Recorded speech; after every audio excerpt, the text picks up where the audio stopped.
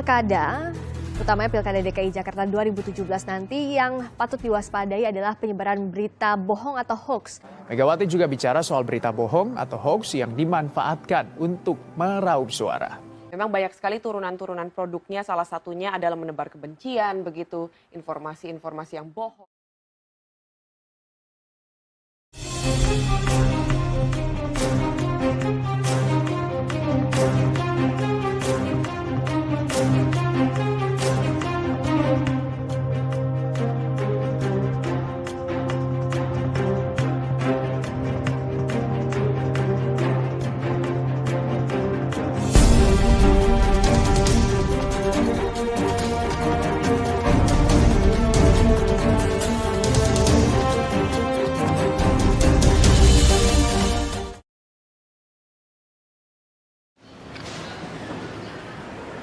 Assalamualaikum warahmatullahi wabarakatuh. Perkenalkan, saya Nada Marta Fadi sebagai pembicara pertama sekaligus pembicara kesimpulan. Saya Raja Pasha Usra sebagai pembicara kedua. Saya Adi Zulmaita sebagai pembicara ketiga. Muhammad Hamid, semangat edukasi kedua. Terima kasih. Lex non hominum, ingenis exo citata. Hukum tidak memanusiakan manusia yang tidak manusiawi.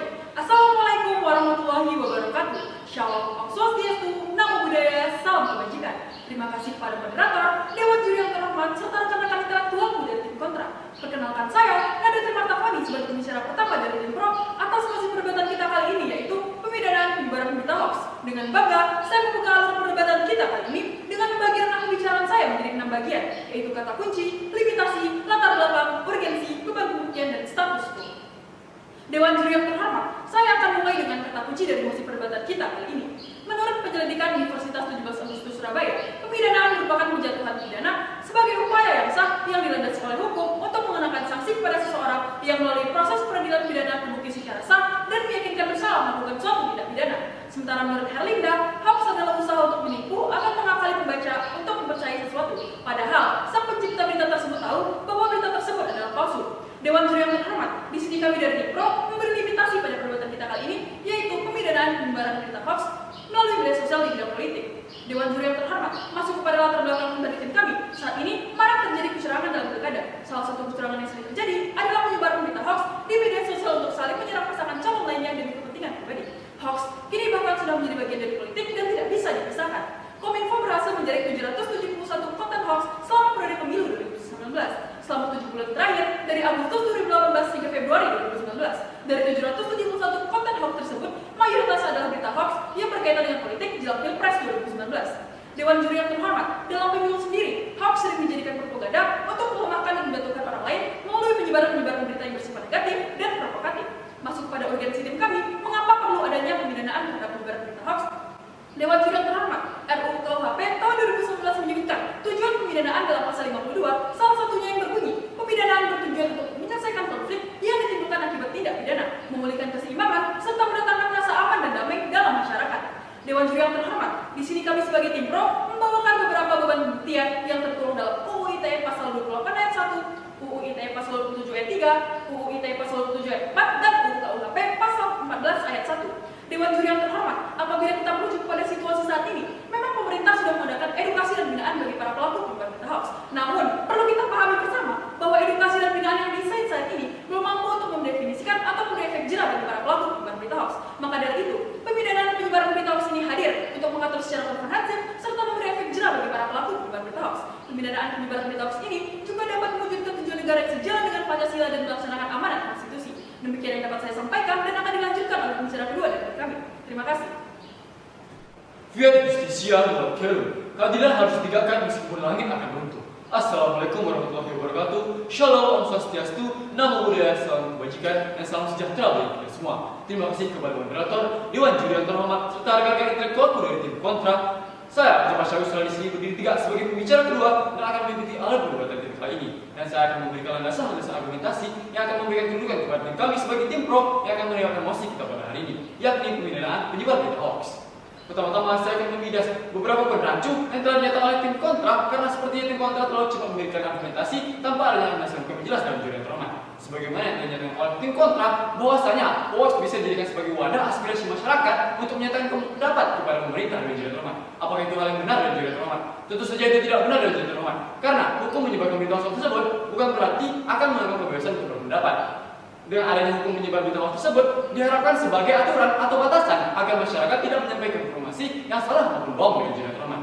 Selanjutnya saya akan menjelaskan beberapa beban pembuktian yang menjelaskan bahwa penyebar berita hoax tersebut pasti dipidana karena tertera pada pasal Undang-Undang ITE pasal 20 ayat 1 yang menjelaskan setiap orang yang dengan sengaja tanpa hak menyebarkan berita bohong mengakibatkan kerugian konsumen dalam transaksi elektronik paling lama sanksi pidana selama 6 tahun penjara dan denda paling banyak 1 miliar rupiah dan juga terhormat.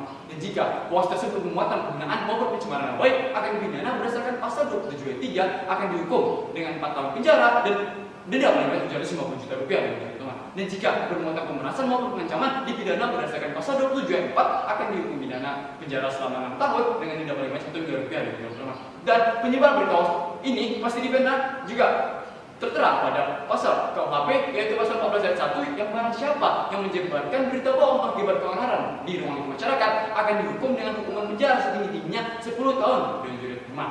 Selanjutnya saya akan menjelaskan argumentasi yang saya mulai dari meninjau dampak yang ditimbulkan dari penyebaran berita hoax ini dan juga terhormat.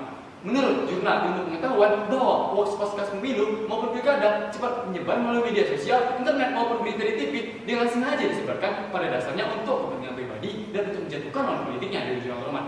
Dan jika berita hoax tersebut terus disebarkan tentunya akan berdampak buruk bagi prinsip maupun sistem konsolidasi demokrasi di Indonesia dan juga mengakibatkan keresahan di ruang masyarakat dan juga terhormat. Dan berdasarkan status quo yang terjadi, peredaran berita hoax terjadi pada Pilpres 2019. Beredar hoax yang mengatakan bahwa terdapat 7 box kontainer yang berisi surat-surat pilpres yang telah tercoblos pada pasangan calon nomor 1. Hoax tersebut tersebar dalam bentuk rekaman di suara WhatsApp maupun Twitter. Akibat dari hoax tersebut, menurut survei yang dilakukan oleh KPU dan SMRC, sebanyak 7,7 juta rakyat Indonesia percaya akan berita tersebut dengan jalan terhormat. Dan karena itu berdampak bagi masyarakat dengan hilangnya rasa percaya kepada salah satu pasangan calon dan keributan antar pihak dengan jalan terhormat.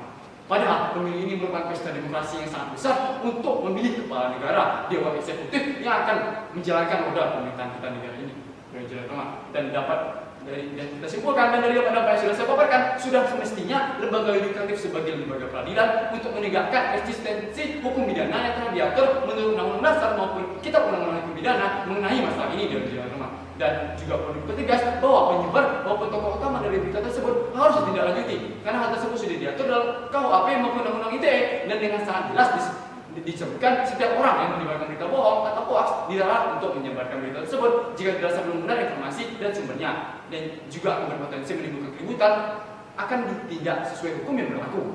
Sedangkan mekanisme hukum pidana akan diperjelas dan dielaborasikan oleh pembicara pidana.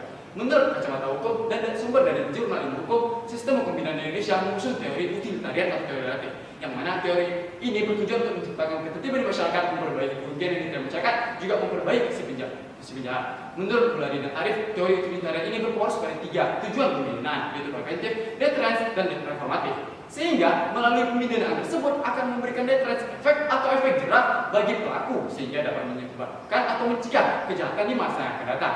Dan dengan adanya hukum pidana bagi pelaku tentunya akan berdampak bagi perilaku maupun psikis pelaku tersebut akibat pidana kurungan itu.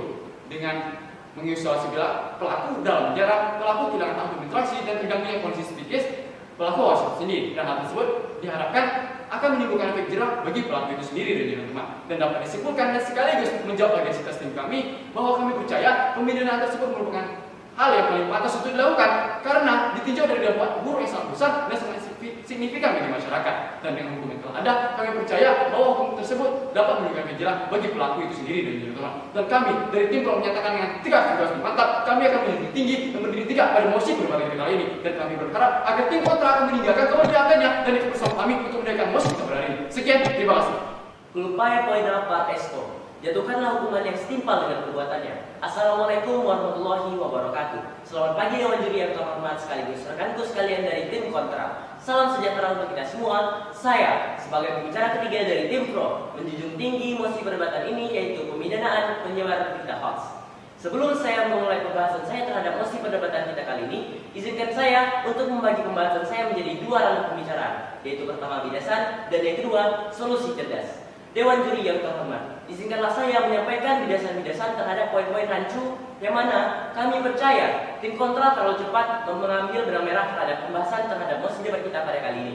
Baik, rekanku dari tim kontra menyebutkan bahwa apakah penyebar hoax dalam artian yaitu penyebaran melalui grup WhatsApp patut dipidanakan? Dalam UU ITE pasal 45A ayat 1 menyebutkan bahwa setiap orang yang dengan sengaja dan tanpa hak menyebarkan berita bohong atau berita hoax yang mengakibatkan kerugian konsumen diberi sanksi maksimal 6 tahun dan denda sebanyak 1 miliar. Dan dapat digarisbawahi kata setiap orang yang merujuk pada seluruhnya, mau dia pembuat, pengedar, atau penyebar. Selain itu, bukankah sudah jelas tanpa adanya penyebar-penyebar tersebut di platform grup-grup WhatsApp, mau dengan maksud tujuan yang baik atau tujuan yang buruk, jelas penyebar tersebut berperan besar dalam menggiring opini masyarakat. Perlu diingat limitasi yang kami berikan, yaitu pemidanaan penyebar berita hoax dalam bidang politik. Jelas sudah penyebar tersebut akan memotori opini masyarakat dan menyebarkan kebencian terhadap tokoh politik yang ditujukan penyebar tersebut. Dan apabila pemidanaan dan penyebaran berita hoax ini malah ditiadakan, penyebar tersebut akan terus berkeliaran bebas dan terus-menerus memproduksi berita hoax. Dewan Juri yang terhormat, sebagaimana argumen yang disampaikan oleh tim kontra, bahwasanya dibutuhkan adanya pengembangan kurikulum literasi digital dalam menghadapi tindak pidana penyebaran berita hoax. Sesungguhnya kami percaya bahwa tim kontra telah salah mengambil keberpihakannya, karena dalam perdebatan kali ini justru mendukung mekanisme yang kami sampaikan. Karena sesungguhnya literasi digital sendiri telah diterapkan dan saling berkaitan erat dengan pemidanaan. Karena literasi digital adalah suatu tindakan pencegahan, yaitu tindakan preventif, yang mana bila ada oknum yang mengabaikan tindakan pencegahan tersebut, maka diberi tindakan hukuman berupa pidana yang memberi efek jerah. Dewan Juri yang terhormat, masuklah kepada poin penjelasan saya yang ketiga, yaitu rekan dari tim kontra menyebutkan bahwa pemerintah seharusnya bertindak sesuai teori restoratif, yaitu adalah mementingkan kepentingan korban terlebih dahulu.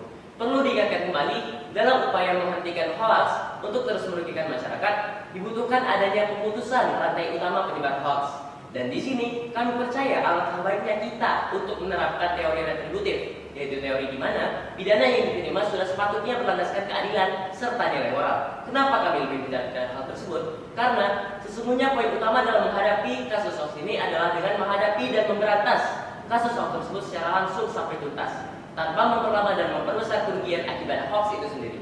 Dan tak lupa, dalam menindak suatu pidana hoax harus beriringan dan tidak boleh didahulukan, karena keduanya sama-sama dipentingkan.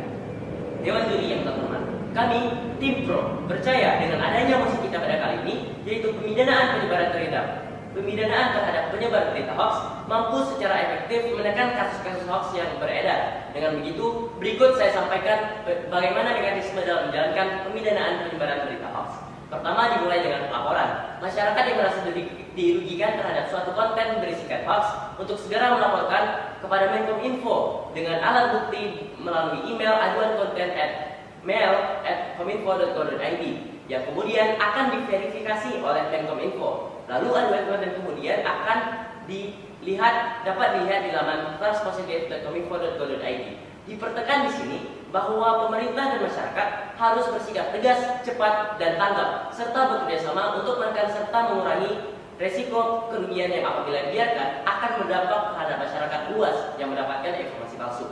Lalu dilanjutkan dengan penyidikan kepolisian menggunakan alat bukti yang diverifikasi berisikan screen capture dan URL. Indonesia adalah negara hukum, di mana segala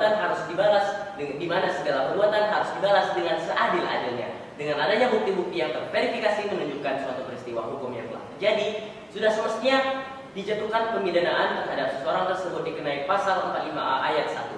Kami, tim Pro, dengan adanya argumen jelas ini agar tim kontra segera meninggalkan keberpihakannya dan ikut bersama kami membangun dan mendukung negeri ini dengan menyetujui regulasi yang lebih baik. Sekian, terima kasih.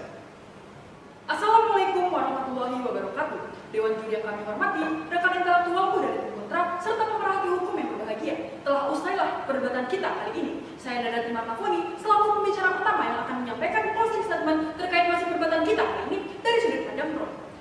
Namun sebelumnya, Dewan Juri yang terhormat, sangat disayangkan bila rekan berpikir kami dari tim kontra mengatakan ketika hukum pidana di Padang tidak dapat menjadi satu-satunya cara untuk mengatasi penyebaran berita hoax, tetapi justru binaanlah yang menjadi solusi untuk masalah tersebut. Hal inilah yang membuat kami semakin mantap berdiri pada posisi yang setuju terkait masih perdebatan kita kali ini.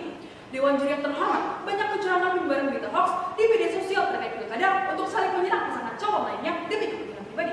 Dewan Juri yang kami hormati, sejatinya tindak penyebaran berita hoax merupakan kejahatan luar biasa yang merugikan banyak orang hingga hari ini tetap menjadi problematika yang begitu parah terkait dengan posisi di Indonesia. Dewan Juri yang terhormat, rekan dari tim kontra pun mengkhawatirkan bahwa angka penyebaran berita hoax yang tinggi dan sulit teratasi. Justru Dewan Juri yang terhormat, Kominfo berhasil menjaring 771 konten hoax selama periode pemilu 2019. Dari 771 konten hoax tersebut, mayoritas adalah berita hoax yang berkaitan dengan politik dalam Pilpres 2019. Yang menjadi permasalahan dalam status quo saat ini, yakni tingginya angka dan penemuan dalam dibalik penyebaran. Inilah yang menjadi tugas kita bersama untuk menemukan solusi terbaik dalam menangani adanya penyebaran berita hoax. Sudah semestinya lembaga yudikatif sebagai lembaga peradilan untuk menegakkan eksistensi hukum pidana yang telah diatur menurut UU maupun KUHP yang mengenai masalah ini. Dewan Juri yang kami hormati menilik adanya berbagai problematika yang terjadi dengan adanya solusi cerdas yang telah kami sampaikan. Ini akan menepis kekhawatiran masyarakat terkait ketidakpastian hukum di Indonesia untuk menanggulangi penyebaran berita hoax. Dewan Juri yang terhormat, sekali